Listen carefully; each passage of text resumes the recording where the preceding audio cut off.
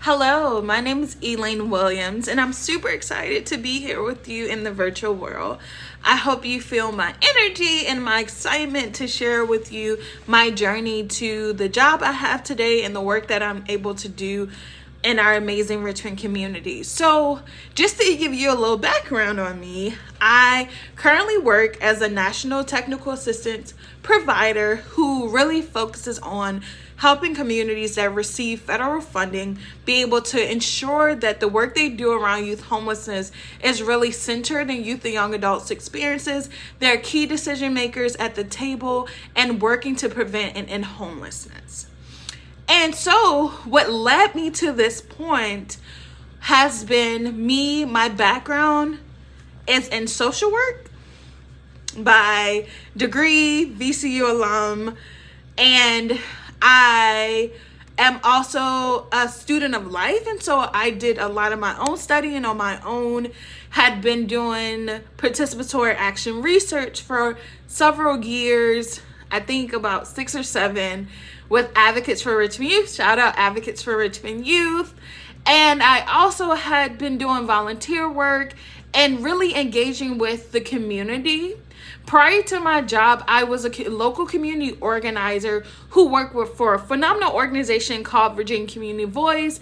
They are amazing. I miss them dearly and really learned how to walk alongside of communities in meaningful and transformative ways, and acknowledging that we have power and expertise that's most times not listened to and honored. And I was really in a position to lead from behind and understand what it takes to be a great leader. And also was able to see the power in the people come alive and see people walk in their full potentials as community activists, organizers, and leaders to do transformational work within their community.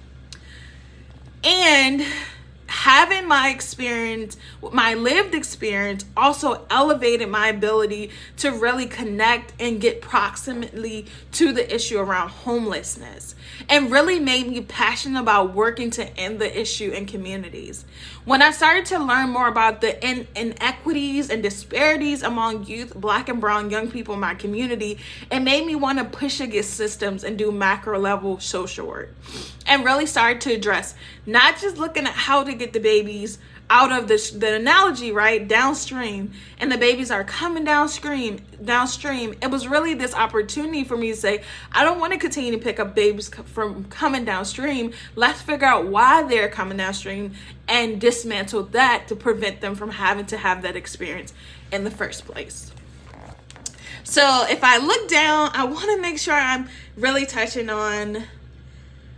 So my career goals is to really, this is an amazing question, and it evolves, right? Like, I really came into the work wanting to amplify and help create spaces where folks with lived experiences are valued and honored for what they have as youth and young adults, for who they are holistically, compensated for the expertise and knowledge they bring to the table. And now, as a person who is passionate about healing and the evolution of folks really living out their full potential as individuals in the world, so I don't know. I'm excited to continue to explore that, to understand that holistically. And right now, I don't know what my career goals are. And I would love you all to give me some feedback or thoughts about how do you explore that. I know I could probably learn a lot from this space that you all are co-creating today together. And so that's really where I'm at about my career goal. I was in my journey, right? Having to come into spaces where folks don't look like you or have lived experience like you becomes really difficult for you to feel like you have a place in the work, right? Or feel like you have something to bring to the table, and really trying to find my space, and also honoring that I'm a truth teller. So I'm the person in the room that's gonna be like, hey, this is not right. This is not meeting the needs of folks who have lived experience. This is not elevating the experiences folks with lived experience, this is not honoring what we have set forth. So I'm a disruptor by nature, a truth teller. And so having spaces where I can fully live into that experiences is hard, right? Because many spaces are not prepared for us to be our full and authentic selves. And so that becomes really difficult as a young leader. That becomes a really difficult. And when you come from a place that was very revolutionized and was moving towards liberation for Black and brown folks, and now you're a part of a system that really make baby steps towards what that could be.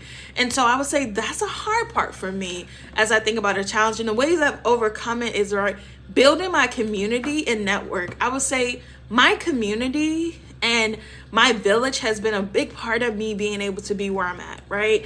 Networking and having folks who I have in my village and my circle that really helps me be a good leader, whether peers, older mentors, teachers, leaders in the communities that really have invested in me to become my full self, and also has allowed me to see how to really connect with other places, which led me to my current job. Really wasn't looking for another job.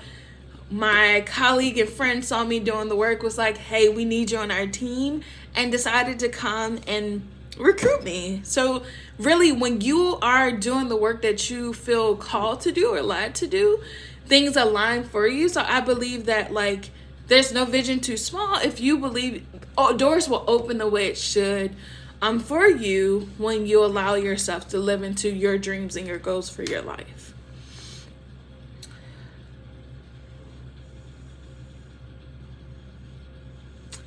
Lastly, my biggest professional goal, I would say, was really being able to land a national job, a national position.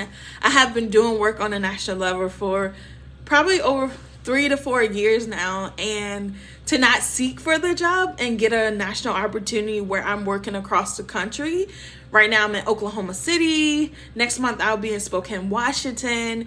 Really being able to travel around the country, working alongside of a phenomenal communities that are having the same goal in mind to prevent and end homelessness, and ensuring that they are able to receive resources needed to do so, and also know that they have folks supporting them and cheering them on throughout the journey and helping to mitigate the challenges that may come up. And so that is one of my biggest accomplishments, and really believing in myself. And I would say, lastly, to you all, continue to dream and also believe in yourself. Like, your dreams are not out of line. It's not crazy. Like, whatever your heart desires, know that you can accomplish it. I hope this was helpful. I hope to see you all in real life soon. Y'all have a great day and amazing week. Thank you for allowing me to share space with you today.